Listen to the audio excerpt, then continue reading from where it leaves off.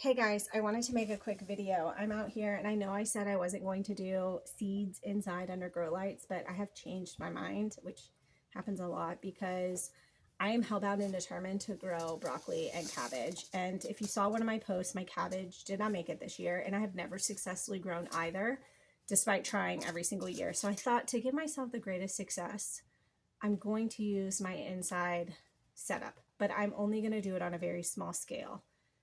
I, in the past, have done tons and tons of seeds inside, and I'm not going to do that to myself this year because, again, it's a lot of work, especially here because it's so cold. So I thought I'd just quickly show you guys what I'm using, how I do it. I have one of these trays, these cheap trays from like Walmart. It's pretty big. It's like a roasting pan. I've had it for years though. So I bought a heavy duty one, and I just keep it with my gardening stuff. In it, I have seedling dirt. I wish I had the package, but it's like in a yellow package. I got it from Walmart. It's for seedlings, and I wet it, so it is damp. I don't know. Can you hear it? It's like if I squeeze it, it's kind of spongy. It stays together if I squeeze it. You'll want to wet it before you start putting it into wherever you're going to start your seeds. Because if you try dry dirt, and then you put your seeds in and then you wet it, what can end up happening is your seeds will kind of like float to the top, or it's really hard to get your dirt kind of wet through and through. So start with damp dirt. So I just put the dirt in here and just wet it really well, mix it up really good so it's all really damp. And then I have these seed trays. Well, I have one now because April, who you just saw, ate one last year. But anyways, I really like this style. They come in different sizes. This is the smallest size. But they're like rubber here on the bottom. So once you're ready to like pull your plants out for planting, they just pop out. You can just push the bottoms and they just seamlessly come out, so you don't have to disturb the plant roots too much. So I really, really love these. They sell them at my Walmart. I think I got these on Amazon though. And again, they have different sizes, and they are, I like them also because they're labeled.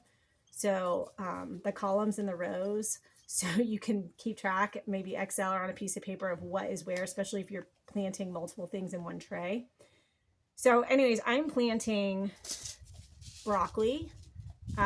This is just your traditional broccoli. Two different kinds actually, but they are very just like traditional, if you can see these. But traditional broccoli. My seeds, I'm planting one from Baker Creek, which is one of my go-to where I get my seeds. The other one is from Botanical Interest, who I also buy a lot from.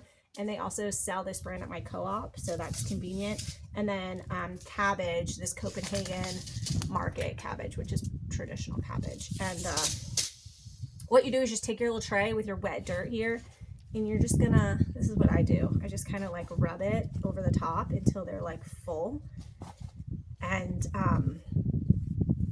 yeah, you're just gonna fill it up. And then in terms of how many seeds I overseed a little bit. So I will put, for these, probably 2 seeds per little square. So that way, if one doesn't germinate, I kind of have a backup plan. If they both germinate, I'll let them grow for a decent amount of time in here, like both. And then I will discard whatever the weaker looking plant is. You don't have to, you can do the same. And if you don't want to discard it, because I know it's very heartbreaking, you could always try to just put it in somewhere else to continue to grow. But you're not going to be able to grow 2 of, especially these, like broccoli and cabbage, in one of these small little trays. Now, if you had the bigger size, you could, but not these little ones. So anyways, I just fill it up really well. Again, make sure you write down where you're putting your seeds, and then I'll put about 2 seeds per square. And then I have a heat mat that I'll put this on top of. It's like a heating pad. And if you have a heating pad, then that's great too.